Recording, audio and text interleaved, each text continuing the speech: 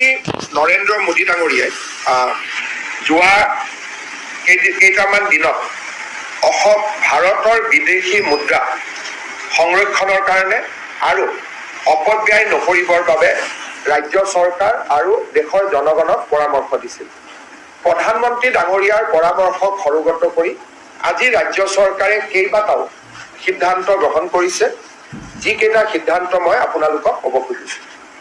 অহা 6 মাহ অসম চৰকাৰে কোনো নতুন গাড়ী মটৰ ক্ৰয় নকৰে, অৰ্থাৎ নতুন মন্ত্ৰীসকলকো অহা 6 মাহলৈকে নতুন গাড়ী দিয়া নহ'ব। আমাৰ বৰ্তমান যি পুৰণা গাড়ী আছে আমি সেই গাড়ীয়েদি আমাৰ কাম চলাব লাগিব। দ্বিতীয়তে, অহা কালিৰ পৰা প্ৰযোজ্য হোৱাকৈ 6 মাহ কোনো চৰকাৰী বিষয়া নিজৰ খৰচতো বিদেশ ভ্ৰমণ নকৰিব। বহুত সময়ত মানুহে কয়, এজন অফিচাৰে কয় যে মই হলিডেত যাব কৈছোঁ থাইলেণ্ড, ছিংগাপুৰ, আৰু আমি এইটো লিবাৰেলি আমি অনুমতি দিওঁ। কিন্তু বৰ্তমান 6 মাহৰ কাৰণে এক্সেপ্ট মেডিকেল ৰিজনক বাদ দি কোনো চৰকাৰৰ মন্ত্ৰী বা বিষয়াই বা কৰ্মচাৰীয়ে বিদেশ ভ্ৰমণ কৰিব নোৱাৰিব। 6 মাহৰ কাৰণে বোথ অফিচিয়েল এণ্ড পাৰ্চনেল ৰাজ্যপালৰ পৰা আৰম্ভ কৰি আমাৰ প্ৰতিটো পৰ্যায়ৰ চৰকাৰী বিষয়া মন্ত্ৰীসকলৰ কনভয়সমূহ সৰু কৰা হ'ব, নিৰাপত্তা দিশটোক বাদ দি।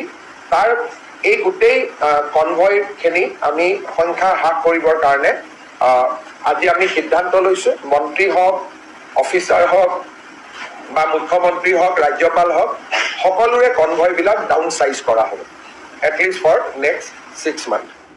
যোৱা বছৰৰ তুলনাত এই বছৰ অসম চৰকাৰৰ পেট্ৰল ডিজেল খৰচ, যিটো চৰকাৰে আমি গাড়ীত খৰচ কৰোঁ, it will be cut by 20%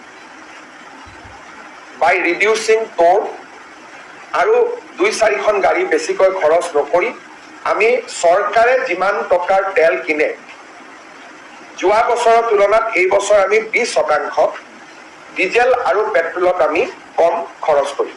আৰু এটা যি আমি সিদ্ধান্ত লৈছোঁ যে অহা 6 মাহ অসম চৰকাৰে কোনো বিদেশী বস্তু ক্ৰয় নকৰিব। মোবাইলে হওক, কিবা আন যিকোনো আমাৰ বিভিন্ন সময়ত বিভিন্ন বস্তু আমি কিনি থাকোঁ, অহা 6 মাহ আমি কোনো ধৰণৰ বিদেশী বস্তু ক্ৰয় নকৰোঁ। চৰকাৰে, পাব্লিকে কৰিব পাৰে, চৰকাৰে আমি ক্ৰয় নকৰোঁ, যাতে আমি বিদেশী মুদ্ৰা সঞ্চয় কৰিব পাৰোঁ। অহা 6 মাহ ছেমিনাৰ, ৱৰ্কশ্বপ আমি একো নাপাতোঁ, যাতে মানুহ আহিবলগীয়া নহয়। কিন্তু through video' conference seminar, workshop পাতি থাকিব পাৰিব। Physical seminar and workshop will not be held for next 6 months. চৰকাৰে যদি গাড়ী ভাড়া লয়, আমি EV ভেহিকলে হায়াৰ কৰিবৰ বাবে সিদ্ধান্ত লৈছোঁ।